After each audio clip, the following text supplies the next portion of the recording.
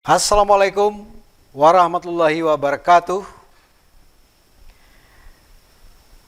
Senang sekali saya Konselor Irsyad jumpa lagi dengan Anda dalam Konseling 17 Berpikir Positif.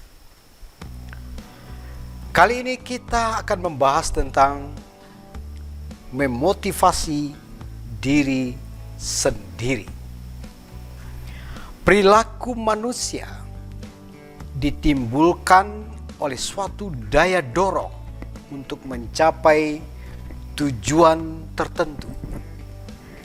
Dalam kehidupan sehari-hari, kita melakukan sesuatu karena didorong dan untuk mencapai pemenuhan suatu kebutuhan, keinginan, dan harapan.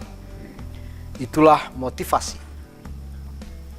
Anak-anak bermain dan belajar, orang tua bekerja membanting tulang mencari nafkah, semuanya tidak lain karena adanya motivasi yang menyertai aktivitas tersebut.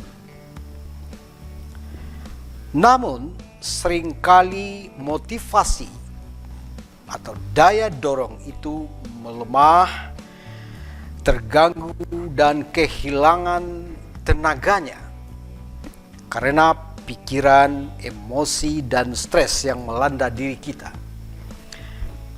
Tiba-tiba Anda menjadi malas, tidak bergairah, kehilangan semangat melakukan suatu aktivitas yang sebelumnya telah direncanakan. Anda mengalami demotivasi. Bagaimana kita mengatasi masalah ini? Ada banyak cara sebetulnya yang bisa dilakukan. Salah satunya adalah dengan mengembangkan pikiran-pikiran positif terhadap faktor-faktor motivasi tersebut. Sebelumnya saya ingin menjelaskan sejumlah faktor di dalam diri kita yang menimbulkan demotivasi. Pertama adalah takut gagal. Anda berhenti melakukan sesuatu karena takut gagal, alih-alih mengambil risiko. Yang kedua, pembandingan. Anda merasa orang lain akan lebih baik mengerjakan apa yang sedang Anda lakukan. Faktor demotivasi yang ketiga adalah perfeksionis. Anda merasa harus mencapai hasil sempurna tanpa celah. Yang keempat, kurangnya ganjaran. Anda merasa tidak memerlukan ganjaran. Yang kelima, kurangnya penghargaan. Anda menganggap tidak ada orang yang akan menghargai kerja dan karya Anda. Dan yang keenam, faktor demotivasi itu adalah keengganan. Anda tidak pernah mau melakukannya atau enggan melakukannya.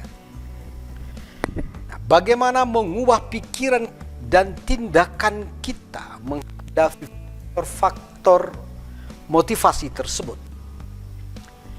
Baik, yang pertama, ketika Anda merasa gagal melakukan suatu tugas, Anda memilih berhenti atau tidak lagi melakukannya. Pikirkanlah bahwa kegagalan bukanlah kiamat. Apakah hal-hal yang pernah Anda capai juga akan batal keberhasilannya gara-gara satu kegagalan yang Anda hadapi sekarang? Tentu saja tidak. Dengan berpikir bahwa ini bukanlah akhir segalanya, maka Anda bisa berpikir lebih lateral. Anda dapat membuat rencana atau plan alternatif jika suatu rencana tidak berhasil. Yang kedua, Anda kehilangan semangat karena merasa ada orang lain yang dapat mengerjakan pekerjaan yang sedang Anda lakukan secara lebih baik. Dalam hal ini, Anda hendaknya berpikir bahwa setiap orang akan mengalami kesulitan mengerjakan bagian-bagian tertentu dari pekerjaan mereka, termasuk mereka yang sukses sekalipun.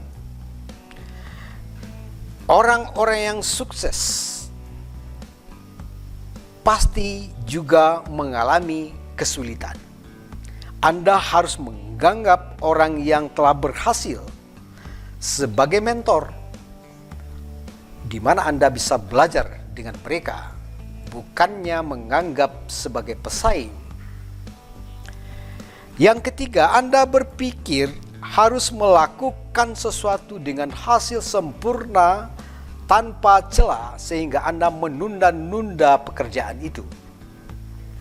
Boleh saja Anda punya standar tinggi terhadap suatu pekerjaan, hasil yang perfect, namun Anda perlu memikirkan untuk segera memulai pekerjaan itu meskipun standar lebih rendah, tapi penyelesaiannya segera dan tuntas.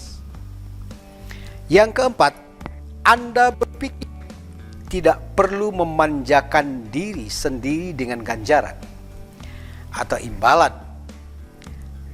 Bukankah ganjaran atau imbalan mampu meningkatkan motivasi Anda? Beri diri Anda ganjaran, beri diri Anda hadiah. Mungkin berupa makanan kesukaan Anda, aksesoris. Begitu setiap step pekerjaan selesai Anda lakukan. Yang kelima, jika Anda berpikir tidak ada orang lain yang mengatakan good job untuk Anda, maka kemungkinan besar orang tidak menyadari bahwa Anda membutuhkannya.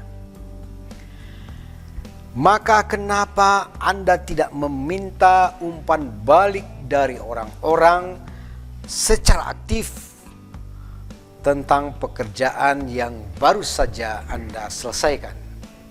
Dan yang keenam, bila Anda merasa enggan begitu saja untuk melakukan suatu aktivitas, maka katakanlah pada diri Anda, saya memiliki hak untuk memilih mengerjakan atau tidak mengerjakan. Jika kemudian Anda memilih tidak, itu pilihan. Anda tidak perlu mengerjakannya. Jika Anda memilih ya, maka teruskan. Bagaimana kita bisa mempertahankan motivasi secara berkelanjutan?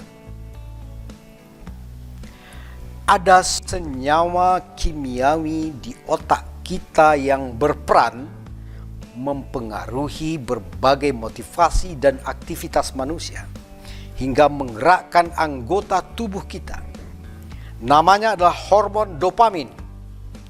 Ketika dopamin dilepaskan, maka ia menghantarkan stimulus ke otak kita dan ke otot-otot kita. Agar dopamin di otak kita tetap tersedia dan berfungsi terhadap motivasi, maka kita perlu memikirkan akan ada ganjaran atas pekerjaan Anda. Bukannya memikirkan kerugian atau apa yang akan hilang jika Anda gagal. Kemudian jika sebuah ganjaran belum terasa nyata dan menarik, tingkatkan ganjaran itu hingga tak tertahankan, di mana Anda sangat mengharapkannya. Setelah itu, Anda memulai sebuah tugas. Beri selamat pada diri Anda sendiri untuk setiap langkah kecil yang berhasil Anda capai. Kemudian manjakan diri Anda dengan hadiah kecil, buku, coklat, permen, dan sebagainya. Semakin rendah tingkat motivasi Anda, buatlah makin pendek jarak antara satu hadiah ke hadiah berikutnya. Kemudian, jika tugas tersebut adalah tugas yang berulang, simpan catatan kemajuan yang telah Anda capai. Dengan begitu, Anda dapat memotivasi diri sendiri pada waktu lain dengan melihat kembali keberhasilan yang telah Anda capai sebelumnya.